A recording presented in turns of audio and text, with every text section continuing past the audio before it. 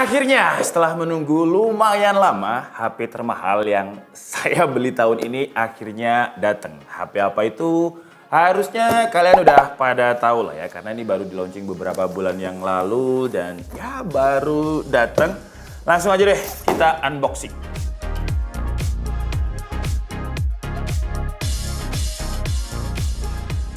Ini saya belinya di website resminya brand tersebut ya. Cuman yang dateng kok boxnya Eraspace kayak gini, saya juga kurang paham.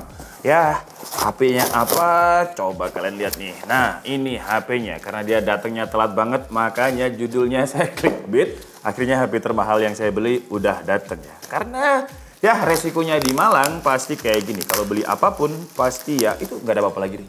Coba boxnya. Oke, jadi adanya cuman ini ya, ini invoice-nya saya beli, jadi HP-nya udahlah ya, kalian pasti udah bisa nebak juga, namanya adalah Galaxy Z Fold 5 12512. Jadi ketika launching, Samsung itu dari tahun lalu kayaknya ya, dia ada promo, jadi kalau misalnya kita beli yang 256 bakalan di-upgrade ke 512. Dan sekarang kalau saya cek di Samsung harganya udah beda. Jadi untuk yang 256 itu harganya sekarang ya 2499. Terus kalau beli pas PO kayak saya ini bakalan dapat Samsung Care Plus yang harganya itu kalau Z Fold 5 sekitar 2.600.000 untuk Samsung Care Plus setahun. Dan Samsung Care Plus itu ternyata penting karena kemarin Samsung S23 Ultra saya itu rusak speakernya. Dan ketika saya bawa ke Samsung Service Center karena nggak ada Samsung Care Plus, katanya sih human error ya. Tapi ketika saya ke teknisinya katanya itu karena kemasukan debu. Apakah IP ratingnya cuma gimmick?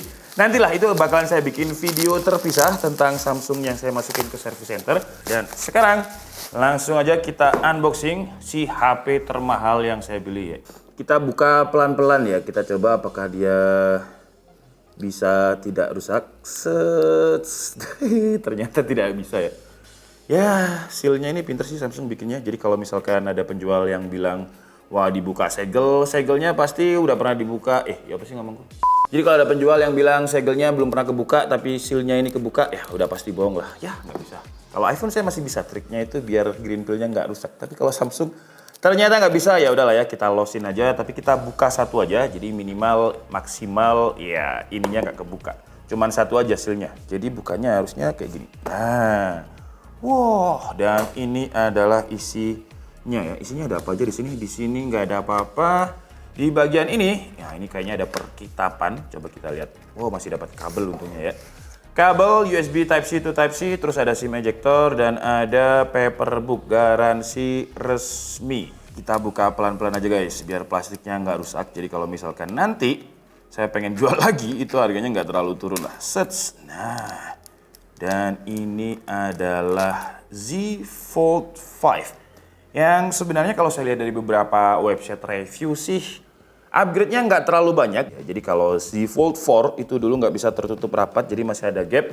Nah, kalau si Z Fold 5 sekarang udah kayak HP, ya beneran HP lipat gitu ya. Karena sekarang bisa ditutup rapat. Kalau kayak gini saya jadi inget Nokia E-Communicator dulu, bener-bener rapat, presisi nih. Nah, jadi nggak ada lagi yang namanya debu, santet, atau apapun yang masuk di sela-selanya ini. Dan sekarang sambil kita nyalain deh, sambil kita instalasi beberapa aplikasi untuk hands-on HP termahal yang pernah saya beli ini. Terus dari sisi chipset, dia juga udah ada upgrade. Kalau dulu kan Snapdragon 8 Gen 1, sekarang Snapdragon 8 Gen 2 for Galaxy. Jadi istilahnya Gen 2 tapi dikasih STMG lah, jadi dituning lagi. Dia lebih kencang dibandingkan Snapdragon 8 Gen 2 yang biasanya, yang bukan for Galaxy.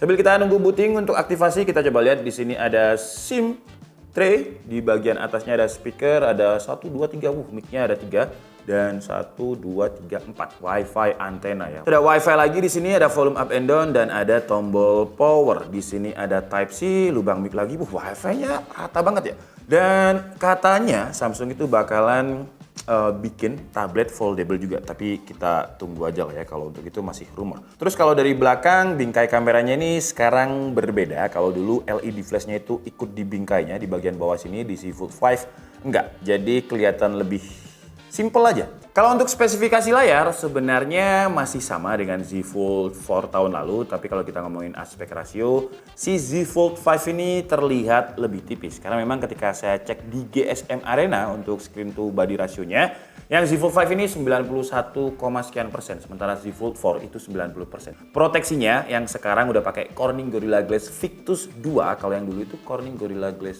Victus Plus. Sambil kita nunggu pengaktifannya, kita coba lihat untuk SIM tray-nya ini, aduh harusnya sih kalau flagship kayak gini biasanya cuma dual SIM sih, nggak bisa di expand storage. Tuh ya, jadi dia dual SIM. Seperti ini, nggak ada expandable storage-nya. Kita aktifkan dulu untuk fingerprint-nya. Feel-nya enak sih ya, haptic feedback-nya enak untuk fingerprint. Jadi ketika kita pencet ini, kita kerasa lah kalau kita pencet ada tactile, ada motornya. Sayangnya dia nggak di under display ya, tapi lebih enak side mounted deh kalau Z Fold 5. Karena kalau ribet juga kalau misalkan harus pakai under display dengan layar segede ini. Oke, untuk tampilannya dia udah ciri khas Samsung banget. Lipetannya coba kita lihat, kalau misalkan layarnya hitam juga nggak kelihatan ya. Tuh, nggak kelihatan. Maksudnya nggak kelihatan itu nggak ada warna yang beda. Kalau untuk hinge-nya sih atau lipetannya ini, ya masih kelihatan ada dekoknya. Aduh, bahasa Indonesia dekok itu ceklongan. Bukan bahasa Indonesia juga ya. Itulah, cekungannya, ada cekungannya kayak gini. Cuman kalau di Z Fold 4 kan ada kayak semacam perubahan warna. Kalau ini nggak. Tuh, masih oke. Dan karena ini HP mahal, jadi terima kasih buat sponsor kita hari ini, yaitu UEG yang udah kasih kita casing ada 2 ya. Kita pilih yang mana nih? Yang hitam atau yang putih aja deh, karena transparan biar kelihatan kalau ini Z Fold 5 gitu ya. Karena ada bedanya. Dari belakang itu bedanya LED flashnya beda. Jadi biar kelihatan kalau ini seri terbaru Z Fold 5 ya kan. Langsung aja kita pasang seperti ini, masangnya gampang banget.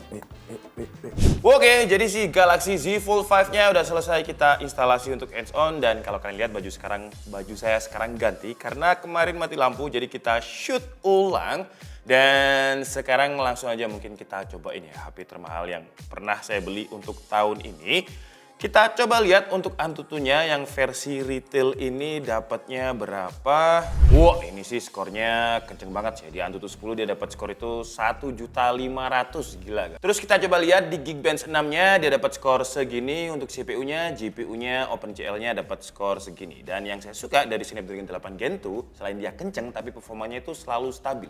Di hampir semua HP yang saya coba, Snapdragon 8 Gen 2 itu kenceng tapi stabil. Jadi kalau kita lihat di CPU throttle selama 30 menit ini dia nggak ada throttle atau throttling sama sekali. Dan yang saya suka dari Z Fold 5, karena saya termasuk pengguna Z Fold 4 juga ya, dia ini enak kalau kita gunakan untuk kerja. Dan yang beli Z Fold ini ya saya yakin mungkin ya cuma sekitar 10% lah yang digunakan untuk main game, tapi sisanya pasti digunakan untuk kerja. Karena dengan layarnya yang segede gaban ini, kalau misalkan kita gunakan untuk multitasking, dia enak banget. Dan dia juga ada ala-ala desktop Windows-nya gitu. Jadi contoh kalau misalkan saya mau buka beberapa aplikasi, dan saya tuh udah jarang pakai Microsoft Office ya. Karena kalau kalian lihat semua skripnya DKID itu udah pakai Google Docs, karena enaknya bisa online. Jadi teman-teman tim DKID yang lain bisa ngedit juga, bisa lihat, editor bisa tahu skripnya apa, jadi ngeditnya lebih mudah. Jadi udah jarang kita pakai Microsoft Office, lebih enak Google Docs. Jadi kalau misalkan ini deh, ini script advance saya yang masih 2 paragraf, jadi belum jadi. Dan kalau misalkan saya mau buka Chrome juga, saya tinggal geser, tinggal dipencet segini aja terus digeser. Nah, jadi kayak gini. Jadi ketika saya lagi pengen preview script, terus saya lihat informasi-informasi dari website, tinggal kayak gini aja. Jadi saya nggak perlu buka aplikasinya satu-satu, tinggal digeser kayak gini. Dan bukan hanya 2 aplikasi bersamaan, di Fold 5 ini kita bisa buka sampai 5 aplikasi sebenarnya, tapi 3 aja udah kelihatan kecil-kecil ya. Saya jarang banget untuk pakai sampai 3, ya mentok biasanya sampai 2 aja. Karena ya terlalu kecil, walaupun ini udah dibilang smartphone paling gede layarnya sekarang, tapi kalau untuk multitasking, untuk buka banyak window, 3 menurut saya itu udah yang paling oke lah. Karena kalau udah 5 atau 4, tulisannya bakalan kelihatan kecil-kecil. Terus biasanya kalau saya liputan ke luar kota atau ke luar negeri, karena laptop menurut saya sekarang juga udah lumayan berat bobotnya. Biasanya saya pakai Z Fold untuk ngedit. Nah, contohnya kayak gini. Sama kayak Om Deddy dari Jagat Review ketika kita dulu jalan bersamaan di Singapura, Om Deddy itu ngeditnya pakai Z Fold 4. Dan karena alasan itu, setelah saya pulang dari Singapura, gara-gara Om Deddy dari Jagat, jadi akhirnya saya beli Z Fold Fold dulu ya. Dan karena enak aja buat ngedit tuh. Jadi terlihat lebih gede timelinenya, terus kita juga bisa buka beberapa workspace dan interface di sini. lebih gede, lebih nyaman dibandingkan biasanya saya pakai iPhone. Kalau untuk spesifikasi layarnya sebenarnya masih sama ya dengan si Z Fold 4, tapi bedanya sekarang ini peak brightness-nya dia bisa sampai 1700 nits. Dan coba kita lihat kalau misalkan kita nonton konten yang 12K, dia bisa di advance sampai berapa nih kualitas video. Terus kita coba advance, bisa 4K, 60 dan HDR. Ini nggak usah di full screenin aja, udah terlihat gede ya kalau pakai Z Fold 5 tuh. Segini loh, hampir separuh. Dan kalau misalkan kita fullkan, set kayak gini, ya masih ada bar kotak-kotak. Tapi kalau kita zoom bisa sih, tapi jatuhnya ya kayak aneh aja. Brightness-nya terang banget ya. Ini kalau misalkan kita zoom ya gambarnya agak aneh sih ya, karena aspek rasionya itu zoomnya kayak dipaksakan. Tapi dengan brightness-nya ini kalau kalian lihat saya pantulkan ke lighting langsung, masih kelihatan. Dan ini terang banget ya, makanya di kamera mungkin kalian bakal lihat kalau dia terlalu over karena brightness-nya masih segini padahal. Tuh, dia bakal ya adjust brightness, menyesuaikan dengan brightness di ruangan, ada ambience light sensornya. Kalau misalkan mode kebuka kayak gini, emang nontonnya kayak agak aneh ya. Tapi kita coba kalau misalkan kita gini kan kayak laptop mode clamshell.